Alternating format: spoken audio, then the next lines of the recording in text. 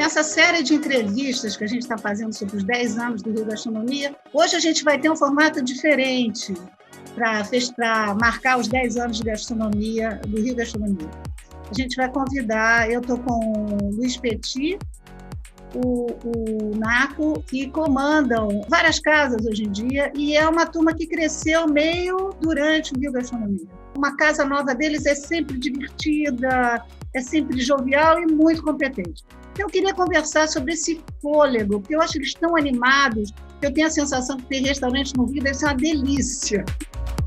Eu acho que, assim, a gente que trabalha com restaurante é um pouco viciado nisso, né? É difícil, depois de um tempo, você se imaginar fazendo outra coisa.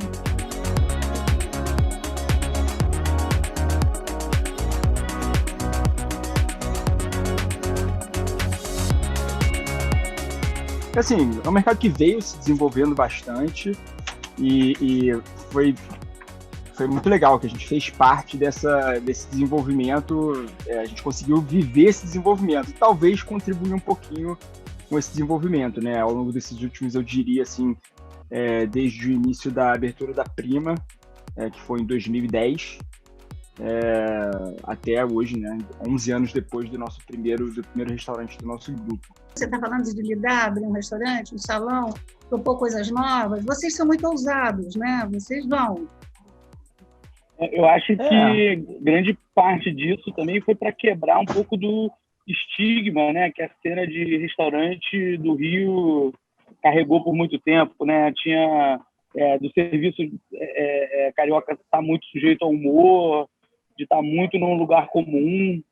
Eu acho que isso é um motor para a gente também, né? Apresentar uma coisa, mesmo que pareça um lugar comum, assim, dá muito a nossa cara. Então é um esforço que a gente faz constantemente, né? Até com o que a gente vai abrir, com as casas que estão abertas também. Como é que é lidar com um japonês, uma casa de carne que ganhou o Bibi Gourmand esse ano, que eu acho que é um passo que vocês deram, assim, importantes. E aí vocês agora abriram uma tasca, aí você tem um izakaya. Como é que é essa gestão com cozinhas tão diversas? Como é que vocês fazem isso? Acho que é um alívio até, né? Porque você consegue olhar para um monte de lado e aí, pelo menos na parte criativa, é um alívio. Às vezes você está com uma vontade de cozinhar mais para criar uma coisa mais para o outro, um prato um caminho que você queria trilhar aqui, mas não combinava com a casa, e você tem outra que possa suportar. Eu acho muito legal. Isso realmente, assim, foi um ganho, né, na nossa vida em vários sentidos, porque, claro, né, e o tempo vai passando, a gente vai ficando um pouquinho mais maduro, assim. Claro que quando a gente era mais jovem, tô falando mais da minha parte, né, não do Luizinho. Não, mas quando a gente ficou um tempo só com a Prima, e realmente em determinado momento deu uma certa agonia, assim, de estar um pouco estacionado, não estacionado criativamente, porque ao mesmo tempo a gente sempre foi muito inquieto criativamente e sempre quis se reinventar não para os outros, mas para nós mesmos, assim.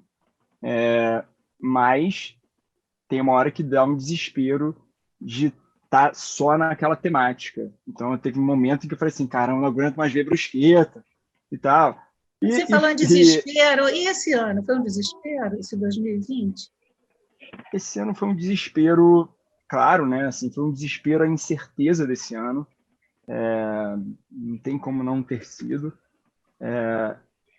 E foram meses, eu diria, de muita agonia entre final de março e até junho. Julho, assim, quer dizer, a gente ainda vive uma incerteza, mas tinha um momento em que a gente não sabia de nada. Nada. A gente não sabia o que ia acontecer. A gente tinha já 5 restaurantes, 5 pontos, tava no meio da obra de um sexto, e a gente se viu na possibilidade, assim, pode acabar. Vocês têm um italiano, depois abriram japoneses, uma casa de carne, depois abriram uma tasca. O que viraram agora? Hein? Tá virando o Epcot da Disney. Praça da alimentação do Epcot. Um árabe.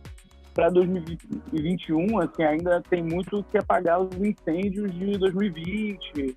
Então, assim, tem que olhar para dentro, voltar a ver processos, ver como otimizar um monte de coisa que a gente já faz, né? E ano passado, com a abertura da tasca, com o fechamento das casas, com um braço novo, né? Porque o delivery foi realmente, assim, ele era relevante, mas não era primordial, assim, né? A atenção não era tão focada.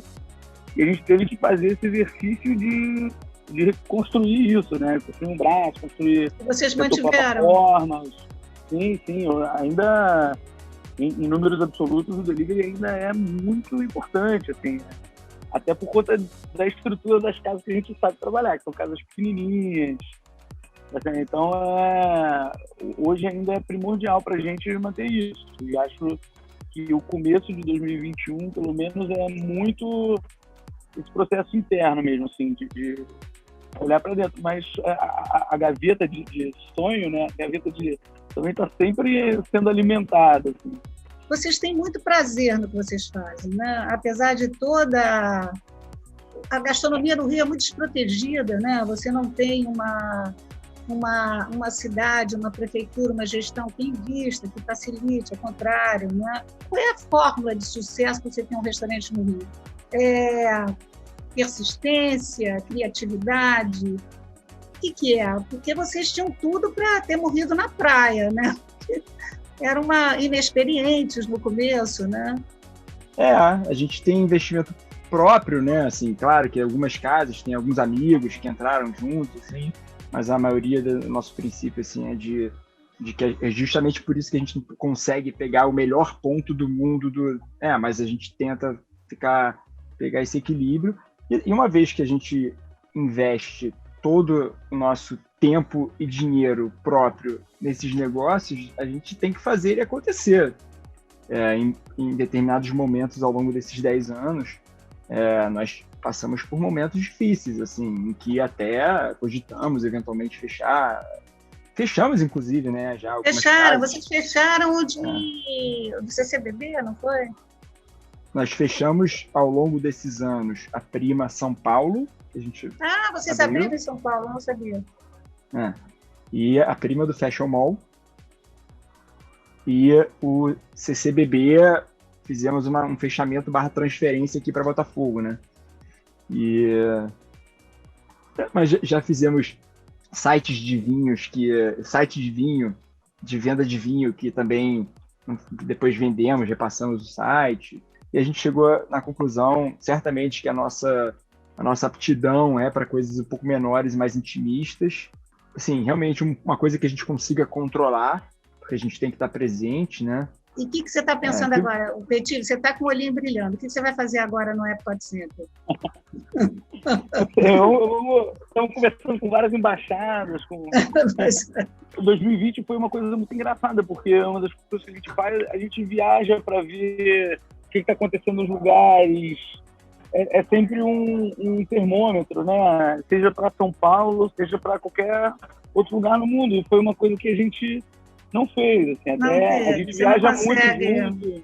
Então, eu queria agradecer vocês, que vocês continuem com essa alegria, porque isso tem tudo a ver com todos apesar dos pesares, né? Amanhã há de ser um novo dia, né? Então, vamos, muito obrigada. E a gente também agradecer você, né, Lu, que você que é a verdadeira embaixadora aí da gastronomia carioca.